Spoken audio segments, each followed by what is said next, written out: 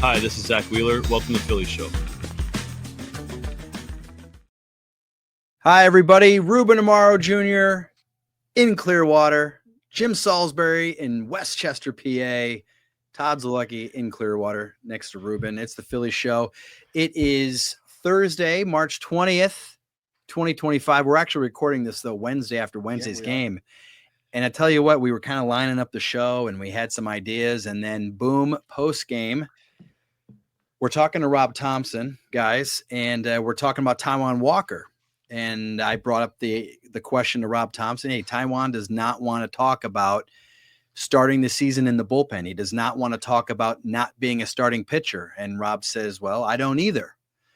And we said, well, where do you think that he stands? He says, well, there's still a battle going on. And I think it was Matt Gelb goes, so we're not set in the rotation yet. He said, no, not really. And then he finally revealed that Ranger Suárez is dealing with a stiff back,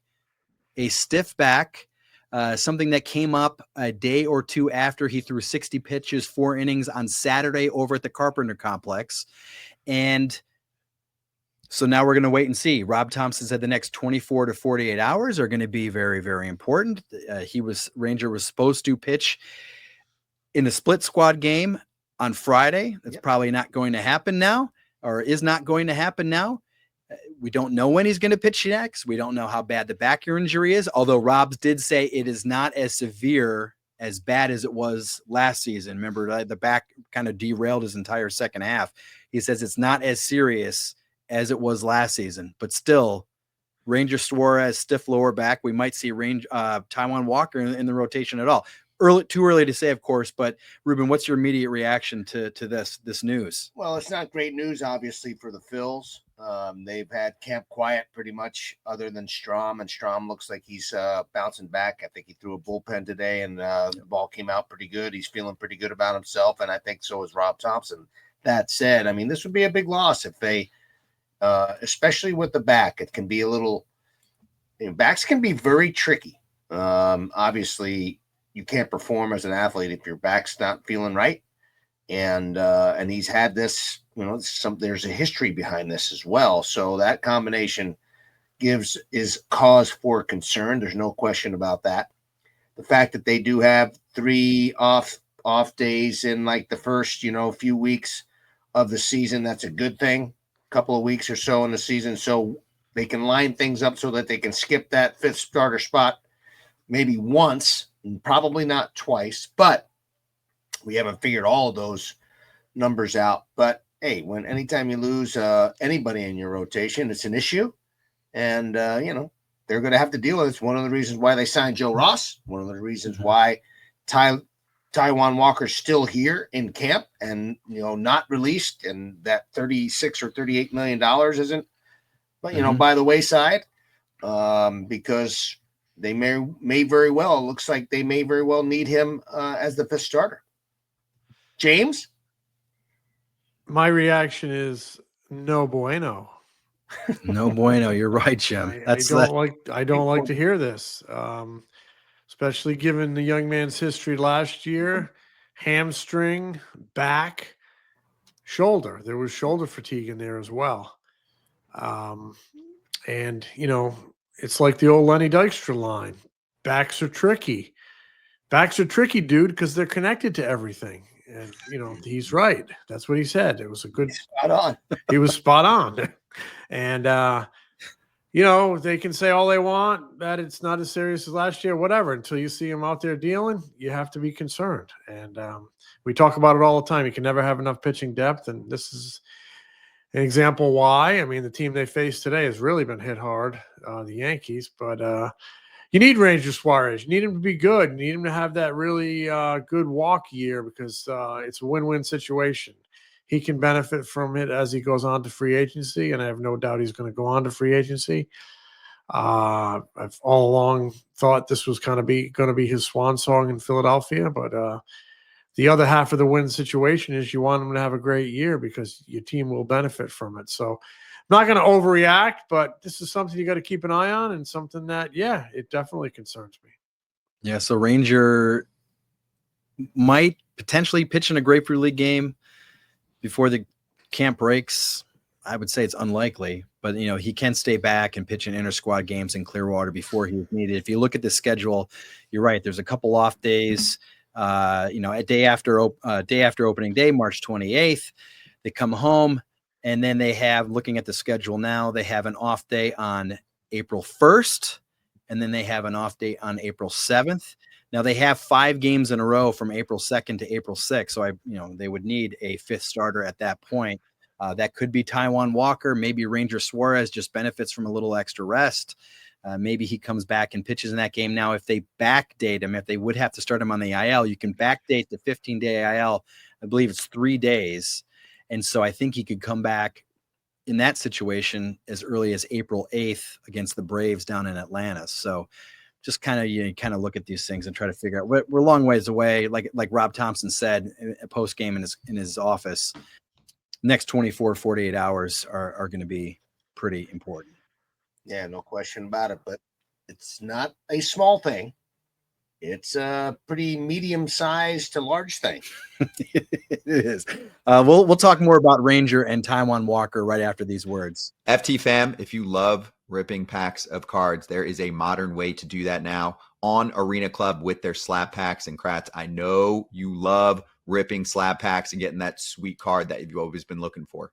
Yeah, and you don't have to go through all the other ones, all the Kratz cards that are in there. Bang, you just get the big one, the one that you're just peeking right around the corner when you open that pack, the one you expect to get.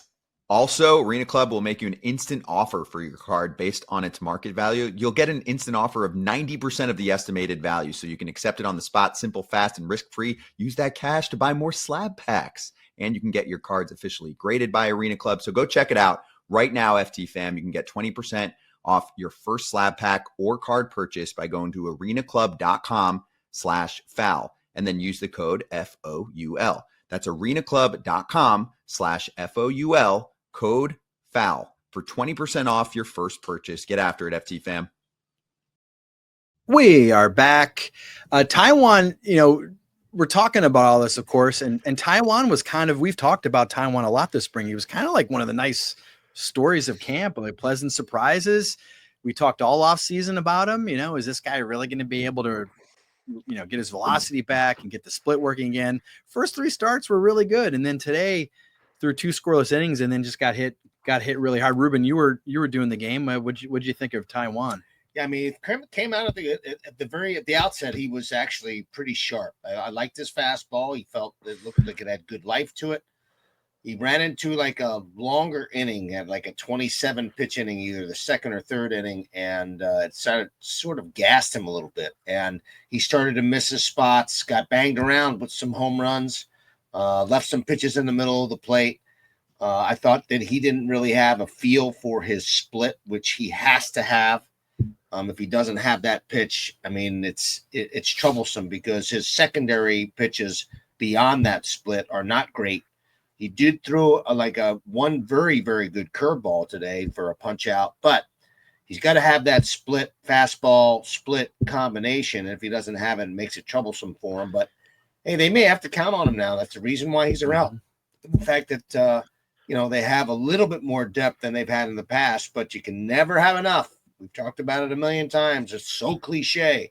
You need pitching, and you need more pitching, and then after that, you need some more pitching. Right. Well, it's funny because everybody this in spring was like, they should trade him. They should trade him. All these teams need starting pitching. And I've been kind of of the mind of, I don't know, like even before this Ranger thing happened, like, do you really want to just trade him just to trade him? Unless you get something, of course, it just makes a ton of sense for you to do it. A team comes by and says, how about we'll take on 30 million of the remaining 36 or something. Then of course you do it. But I was of the mind of, you don't necessarily need to rush and give him away. And man, maybe that ends up becoming pretty important. Don't you think though, like they can't trade him, and if they could have traded him, he would have been traded by now? I just don't think there's a lot of juice on him. Yeah, probably not a lot of flow on him, Jim. Probably not a lot of flow. Damn, but I missed a chance. But I do have to say that the ball is coming out of the hand better, but he's going to have to throw and command his pitches as well as anybody, just because his stuff is not nearly as sharp as it was maybe 3 or 4 years ago. And so he's going to have really excellent command to be able to manage himself through 5 or 6 innings. And that's really what you want. I mean, out of your 5th starter, if you can get 5 or 6 innings consistently, then you're in business. This And makes the Joe Ross signing look pretty good. I mean, obviously it makes the Luzardo acquisition look good because now you're talking about your 5th starter, not your 3rd or 4th starter, right? It would be nice if Mick Abel would start throwing strikes and things like that. So you just need all these guys, obviously. Well, it's kind of fun. The last few days we've been trying to get Rob to kind of tip us off on how the rotation is going to set up, because very clearly it is Zach. I mean, Zack Wheeler is the opening day starter, but Rob has been reluctant to say anything beyond that. And, as Jesus Luzardo's lined up to pitch game 2, Aaron Nola lined up to pitch game 3, Christopher Sanchez is lined up to pitch the home opener against the Rockies. But that was something that Rob said. He's like, that's why I have not wanted to say what the rotation is beyond Zach, because we've known that Ranger has been sidelined or, put down because of this back issue. So it raises the question, do they speed up Andrew Painter? And I think I'll answer that for you. They will not. Yeah, I do not think that this will speed up his, overall development. It's still going to be June and July-ish, unless something miraculous happens. I got to believe that they're going to stay with the plan. The man is too important to the organization, short-term and long-term. And so for those who think that they should be speeding him up, it's not going to happen. They got to be careful with this young man and make sure that he's 100% and ready to go, and they're doing it intelligently. So I'll answer my own question. Yeah, well, it's not changing his timeline. And I'm glad you brought that up, because I'm sure that thought is going to cross, a lot of people's minds. But they're going to be committed to the plan they have. And Dombrowski has flat out used the expression July-ish. He's also said, could that be sometime in June? Sure. Could that be sometime in August? Sure. But they need to run the play here for the good of their organization and for their future and for the future of this young man. He's coming off Tommy John surgery, hasn't pitched in 2 seasons. It has to be a slow, smart, methodical ramp up, and he's going to be on a workload budget, and you have to budget it so you get most of that workload in the most important months of the season. Well, the bad news, I guess, with Ranger, or the concerning news with Ranger, Matt Strom did throw a bullpen today, and we talked to him afterwards, and he said he felt great. He said it was the best velo he had all spring. His velo was like 91.5 in his first 2 appearances. It was down from where it was last spring. Rob Thomson said the same thing. That was his best velo last spring. He looked really, really good. So here's the good news. Rob Thomson was encouraged enough by that to say that if Matt Strom wakes up on Thursday feeling good, he could pitch in a Grapefruit League game as early as Friday. If not Friday, then Saturday. He said if Matt Strom pitches Friday or Saturday and he feels good, he sees no reason why he can't be ready to start the season with the team. So if that's the case, that's certainly good news, especially with now you're talking about maybe Taijuan sliding over to Ranger spot, if that ends up happening. So there's some good news, and that's, we're talking about an all-star lefty reliever, so they need him. Yeah, that's huge. That's big for him. I know that he's a guy that he's chomping at the bit. He's not backing off, so they have to be careful with him. That said, the proof is in the pudding, and the ball was coming out of his hand really well, according to most people. And if he bounces back again in the next few days and he's healthy and good to go, he's the kind of guy that I don't think needs a ton of work as far as, getting ready and, being able to pitch in the big leagues. So he's a veteran. He knows what he's doing. And hopefully if he is healthy, he'll be on that mound opening day at some point. I'm still going to be cautious with him because, this is a long haul sport. It's about the long haul. It's about when you have a roster like this, they should play in October. That's where the prize is. I'm not saying the regular season is obviously very important, but they, you need to be careful with some of these guys out of the gate. There'll be plenty of time for them to make up what they miss. You just have to make sure that they're all ready to go and 100% healthy. I just wouldn't go into the season with a guy who's only 90%. And he can make up that next 10%, in games that matter. I wouldn't do it. Well, if he for some reason he's not ready to go, or if he is ready to go and Taijuan Walker moves in the rotation because Ranger isn't ready to go, they're going to need to fill another bullpen spot. Two guys pitching tomorrow, I guess, are in the mix. One of them is certainly in the mix, and that's Nabil Crismatt. He is starting on Wednesday or Thursday? Thursday. Tomorrow. Today it's going to be Thursday as we're recording. Thursday, Nabil Crismatt is going to pitch in Northport against the Braves. So they're starting him. So they want him to face the lineup and see kind of how he handles that lineup, that Atlanta lineup. And then Kyle Tyler, who's on the 40-man roster as a starter, but is pitched in relief, he's going to follow him. So they're giving those guys two good looks. So yeah, and that's the way you do it. That's how you find out. I mean, these guys, the Atlanta Braves are pretty close to being fully ready, and you're going to see a pretty darn good lineup against them. So hey, this is the time of the year where you find out whether guys are really ready to help you at the major league level. And great job of testing these guys and seeing if they can be a real option. Did you guys see yesterday José Alvarado's breaking ball to Tommy Pham? Yeah, he turned it over a little bit. She turned it over. It was kind of like it went arm side, right? And it's like a Scroogey almost. It was a Scroogey. So I think I thought this was really interesting. And Pitching Ninja, that Twitter account first mentioned this, but I dug into this. So Alvarado threw this curveball yesterday. It had 5.6 inches of arm side movement. So it had some screwball movement. And Tommy Pham's reaction was like, yeah, what the hell was that? I have no idea what that was. And so me being me, I was like, okay, that looks unusual, but how unusual is it really? Well, now because we have StatCast, we can actually look this up. So last season, every left-hander in baseball who threw at least 50 curveballs had the pitch move glove side, meaning, like a normal curveball, at least 0.1 inches. Okay. Every pitcher that threw at least 50 curveballs, at least 0.1 inches, except two: Drew Smiley, 3.2 inches arm side, and Marco Gonzalez, 0.4 arm inches arm side. Alvarado's curveball this spring is averaging 1.9 inches of arm side movement. That means the only guy who's throwing a curveball like that, moving more like that, is Drew Smiley. And Drew Smiley does not throw as hard as José Alvarado. No, he does not. I mean, he's not throwing 101 with a nasty cutter and like a nasty curveball as well. So I just thought that was kind of a fun little stat in terms of like how unusual that is and how that could, if he can throw a few of those this season, that's kind of a fun little weapon and a fun little thing to watch going forward. It's not going to be his bread and butter because it's the 100 mile an hour, 101 mile an hour fastball that he's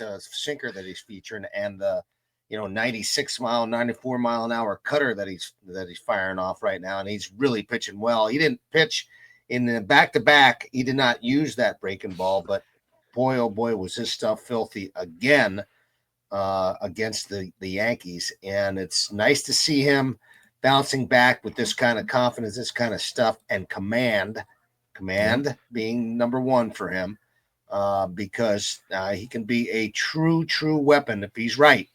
A true weapon for that bullpen, and would certainly mitigate the issues they might be having with Matt Stromp.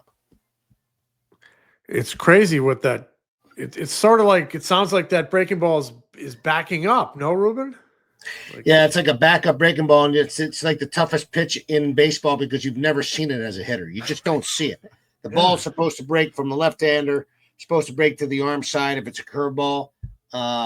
It's supposed to go sort of left to right if you're looking at the catcher. Yeah. And if you go left to left, if you go right to left, then it's just bizarre. Your eyes can't adjust to it. It's just no way. There's really no way to hit the pitch unless it's hung in the middle of the plate, because you just don't see that rotation.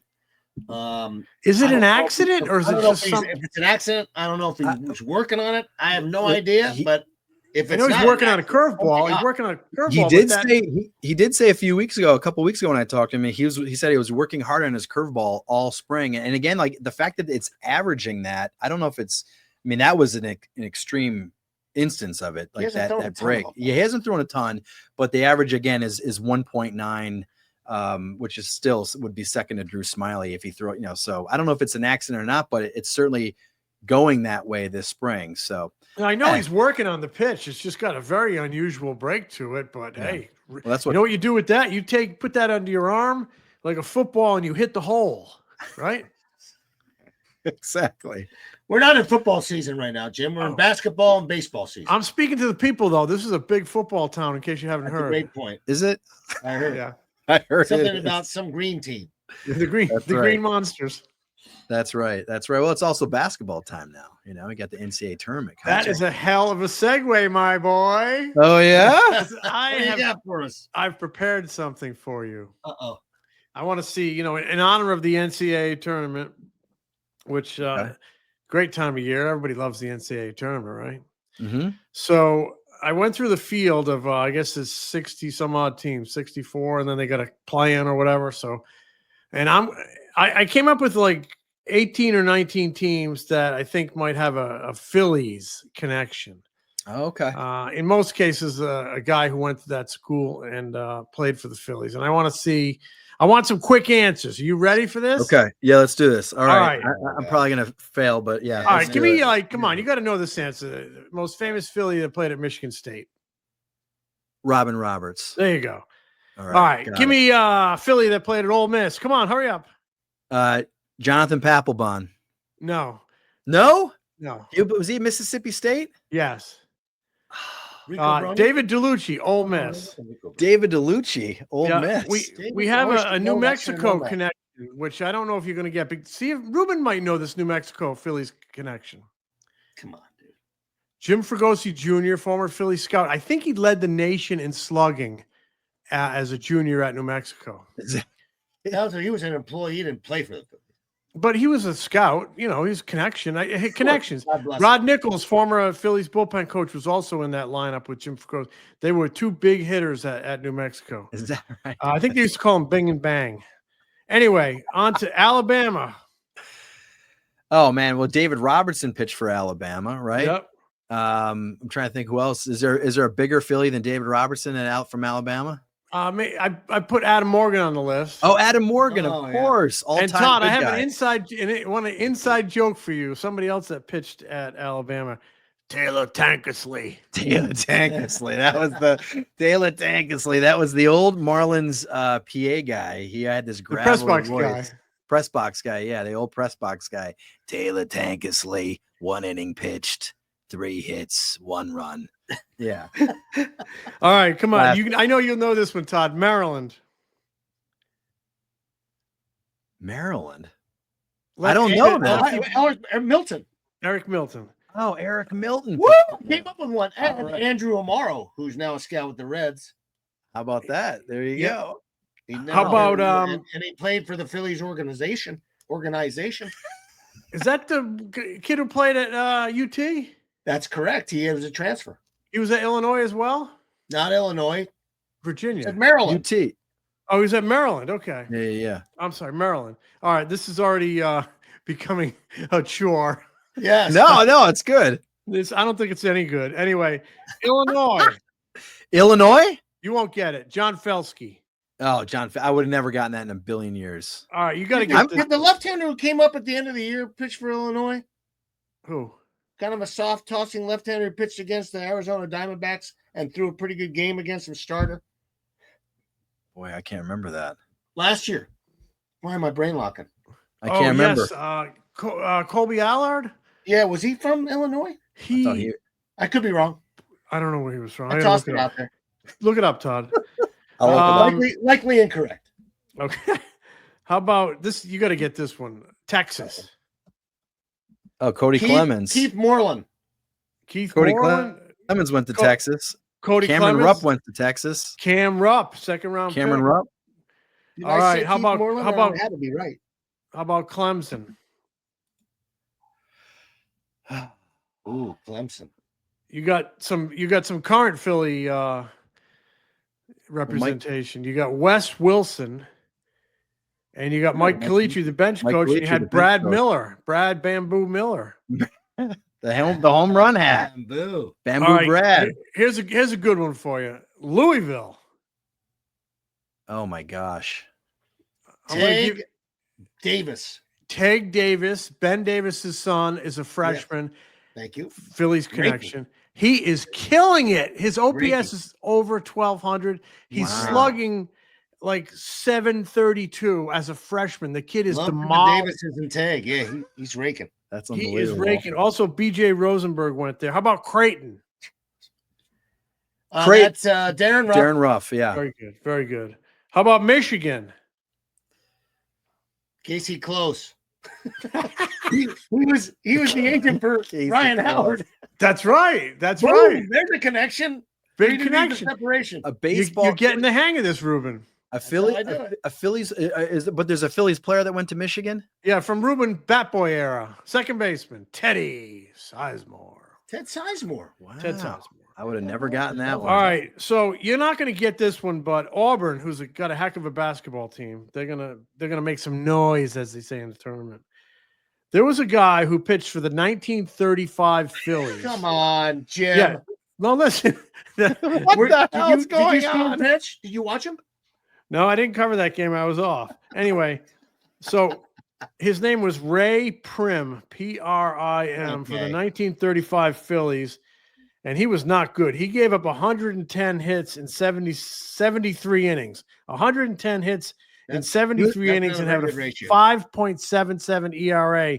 So he obviously is not on the Wall of Fame. He was a finesse guy. He was he gave up a lot of hard hit balls. All right, here's one you guys should get. That's UCLA. the last one. No, we're almost there. UCLA. Oh, Chase Utley. Jeez. Chase Utley, Eric Valent. Eric Flint. Jeff Conine. Remember that great quote Jeff Conine had, Todd, after they picked him up Jeff in Conine. 06? No, I don't remember this. He was a UCLA guy. He About throwing up. Yeah. He never had one at bat at UCLA. You're right. I wrote about that. He was a pitcher. Not one. I faced him. We used to call him Blue Glove. Ooh. Jeff Conine. I remember that. He was with the Phillies. What was it? 2006. Your boy Ed Price used to get on him bad about his blue glove. Really? Ed Price was a Ed chirper? Used to chirp. What? He was the best chirper in the history of the Pac-10. Really? You got it. We digress. But you're right. Yes, he had the quote about throwing up in his mouth, Jeff Conine. Yeah, I remember that game in Minute Maid Park. All right. University of Houston. Come on. Michael Bourne. Michael Bourne and Matt Beach. Matt Beach was one of the funniest guys ever. He gave up one of the longest home runs I've ever seen in my life at Veterans Stadium, Oh, I center know it. field, I know upper it. deck to I know Andrew it. Jones. You remember that? I know it. I have to tell you this story, Jim, because it was my favorite. I was playing left field, and when he hit it, I actually ran towards the infield to look back to see how amazing it was struck. And it smoked off the 400 facade up there in that 400 level that ran around the Vet Stadium. It was the longest tracer, hardest hit ball I have ever seen. Yep. How about It that? was fun. I actually, when Matt Beach, I think he was pitching in the Yankees system. I actually went and saw him. He was in Columbus, Ohio, I think. And I think he had Tommy John surgery twice. And he offers, how about that home? Remember that home run I gave up to Andrew Jones? He was Oh a my great God. guy. It was Matt Beach. majestic. That's It was great. the longest- At it least was he the- has a sense of humor about it. How about Arizona, University of Arizona? That is Scott- Scott Kingery. Yep. Scott Kingery. Tito Francona. Oh, Tito. That's correct. And another guy, left-handed pitcher, Ed Vosberg, who once Vosberg. I faced him in college there. pitched an entire inning for the Phillies, and you can go look this up. Pitched, and it was on TV. I covered the game at the Veterans Stadium. He Really? pitched an entire inning with a dragonfly Oh, on his hat. It was so funny. Remember that? And he also had the greatest pickoff move in the history of baseball. Ever. Ed Vosberg. Wow. Unbelievable pickoff move. Good Oh, guy. Good guy. boss. Pitched with a big old dragonfly on his hat. All right, we're almost there. Ruben, you got to know this one. Baylor. Number 1 pick, first rounder. Why don't I know this? Oh, Baylor. wait. Is it the left-handed pitcher? Yep. First round pick, Yep. became a hitter. Why am I blanking on him? Pat Oh, Combs. yeah. Oh, yeah. No. Oh, Wasn't Pat Combs? It's the other guy. Oh, and it wasn't him. Was it Pat Combs? I think you're talking about a guy with hitter, pitcher. I was thinking of Joe Saver. Joe Saber. No, He was Rice. He was Rice. Oh, he was Rice. That's right. Okay. right. Okay, we got 3 more. I know this is painful. Mississippi State. You already said Papelbon, but the Phillies had a number 1 pick out of Mississippi State.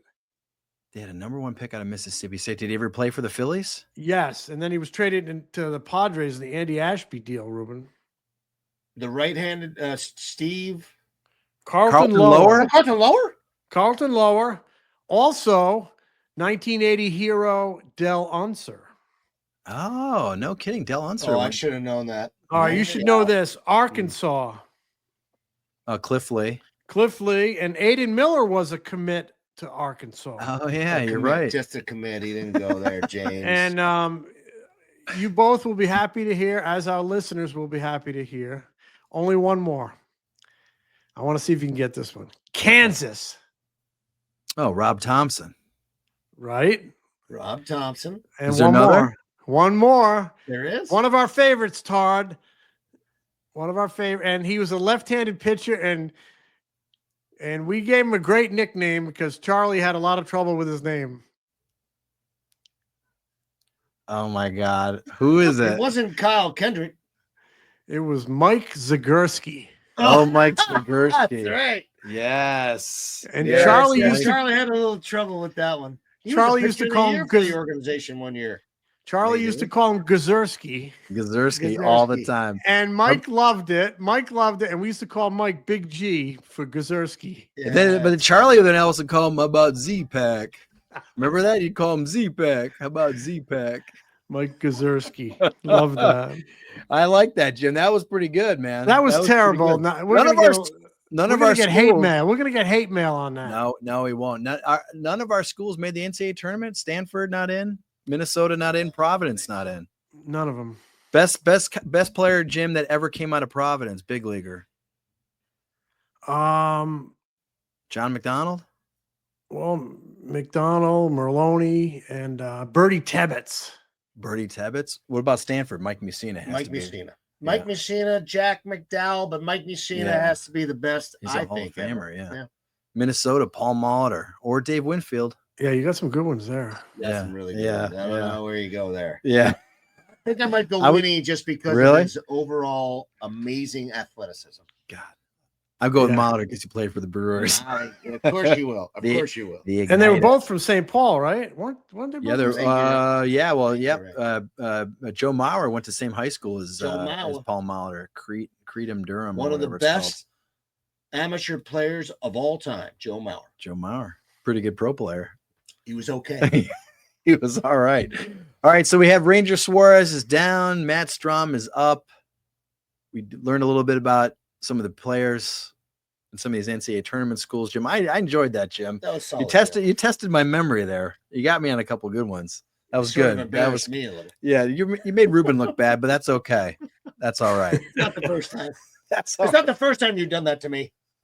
Yeah, I just had a little but honestly, the highlight of it was Ted Davis. He is absolutely mashing it as a freshman. He's like freshman of the at week Louisville. now, the SEC or whatever it is. How about that? Yeah, keep an eye on that.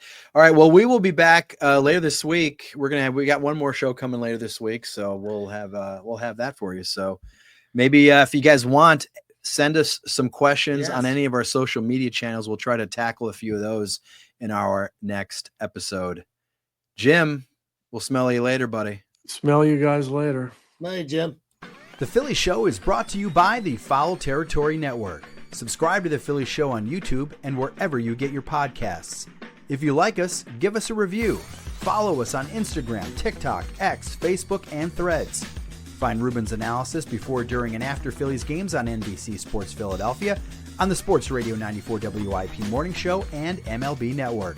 Find Jim at allphly.com. Find me at MLB.com, the Phillies Beat newsletter, and MLB Network.